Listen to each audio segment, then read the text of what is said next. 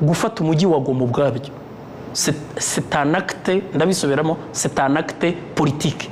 Byari ukwerekana ngo twebwe dufite imbaraga kubera yuko nibi basakuza byo kuvuga ngo amabuye. Ndagira ngo umenyeshe ko amabuye menshi atari mu mujyi wa Goma. M23 yari ifite ibice binini birimo za Rubaya n'ahandi ahantu henshi hari amabuye M23 yari hafite. Ariko gufata Goma byari ukwerekana ngo dufite imbaraga n'ibindi twabyiha mutabiduhaye. Ibyo rero M23 yamyisaba ni biganiro. Ariko kugeza ubu nta uzi ngo ku meza M23 izahashyira iki aka kantu nanga yavuze ngo we are in a constitutional revolution. Donc no kuvuga ngo in a constitutional revolution war ubwabyo ni ikintu kinini. Ibintu byahinduye isura. Ibintu byahinduye isura kuko ndabona yazamuye yazamuye standard kuko mbere bari abantu barwanira uburyo uburenganzira bwa uburenganzira bwo kubaho. Ariko a constitutional revolution uyirebye ingingo yatanze ingero z'abagiye bicwa kuri ubu butegetsi bwa Tshisekedi yanabavuze amazina n'abadepite bacu be n'abandi. Ariko ukurikije ingingo yashingiyeho ukayisoma ukareba ikivuga ni ingingo ivuga gukura ku butegetsi umunyagitugu uyobora igihugu yica constitution kuko kugeza ubu ngubu ubundi ibyo bita les fonctions régaliennes ibintu bya mbere umukuru w'igihugu arahirira afashe idarapo ni yarahira ni ukurengera ubusugire bw'igihugu. Biriya bintu bahora bavuga bya souveraineté, indépendance na intégrité territoriale, ibyo bintu ni fonction régalienne, ni fonction za leta. Donc Tshisekedi rero byaramunaniye, niba rero byaramunaniye ni ukuvuga ngo inshingano z'ibanze z'umukuru w'igihugu nta kizishoboye, par conséquent nagende kubera yuko urajya gusoma iyo ngingo bashingiraho banditse muri iriya baruwa ugasanga standard bazizamuye, ntabwo ari abantu bakene gose uburenganzira bwo kubaho. Ikintu cyo kuvuga ngo kuganira ntabwo ari ikimenyetso cy'intege nke, ni ukuvuga ngo yarazi umwuka uri muri cyangwa uri Kinshasa uri cyane cyane yaba ari President Tshisekedi n'abamwegereye bibaza ko kuganira bazaba batsinzwe cyane cyane ziriya za discours bagiye bavuga zo kuvuga yuko badashobora kuganira n'abantu b'ibyihebe. Ariko se si kwaba ari ugutsindwa nyine kubijyanye na discours nyine nibyo nkubwira ariko baravuga ngo ubugabo butisubiraho bubyara ububwa sibyo. Hanyuma icya kabiri ikintu nkunda kuvuga ngo bya bindi Alpha Blondy yavuze ngo tout le monde yaravuze ngo tout évolue, tout change, tout change. Seuls les imbéciles ne changent pas. So nukuvuga yuko kugaragara nabikubwiye ikintu kiboneka nuko natemera kuganira ziriya takataka ze ngo ningabo bazazishorera bazigeze muri Kinshasa. Yes, ndazita takataka, sinzi abantu bazi boutique buriya boutique bava ngo umuntu acuruza takataka usanga ibyuma by'imodoka umunyu ibibiriti byose biraho n'ingabo za Tshisekedi niko zimeze.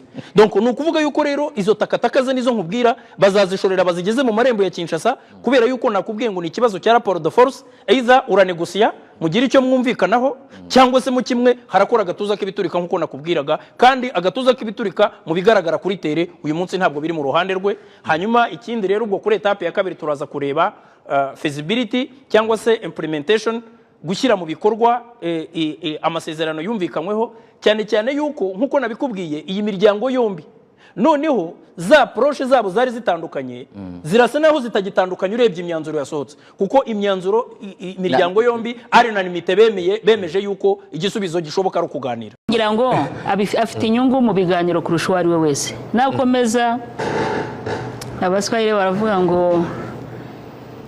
ngo sikio lenye kufa halisikie, amatwi ari mu rupfu ntiyumva keretse ndagana aho ngaho.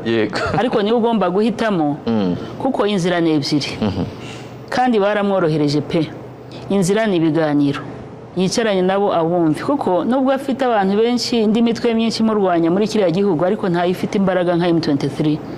Urumva abantu bamaze gushyiraho na guverinoma yabo hariya muri Kivu y'Amajyaruguru ariko M23 ubutuvugana ifite hejuru irahafite, niyo mpamvu akwiye kubumva. Ifite hejuru ya mirongo ingahe kwijana bya Kivu y'Amajyaruguru ndetse muri iki cyumweru bashyizeho nyine ubuyobozi bwa buriya biriya byose ni ibimenyetso. Urumva niba udashaka kureba ugomba kureba hari ibimenyetso bifatika.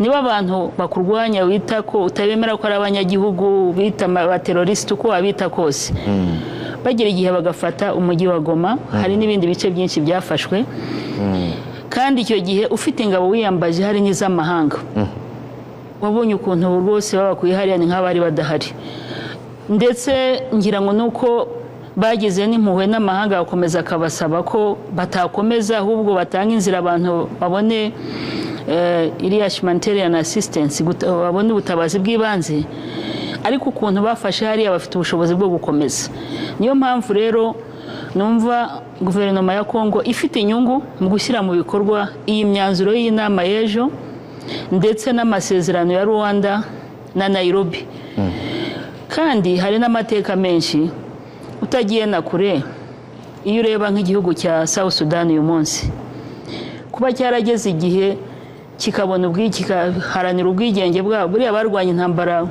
y'imyaka irenga 50 na Sudani y'Amajyaruguru yari yarabimye uburenganzira bwo kuba abanyagihugu bafite politiki y'ivangura ishingiye ku bwarabu uruhu ndetse n'amadini uriya hepfo n'abagatolika cyane banga kubakira bakora ibishoboka bari bafite imbaraga ariko amaherezo yabaye yahe bageze igihe babikuraho bashinga leta yabo iyo nayo ni probability iyo utagiye na kure muri Kongo iyo nayo twabishyira muri probability byose nibadakemura iki kibazo byose birashoboka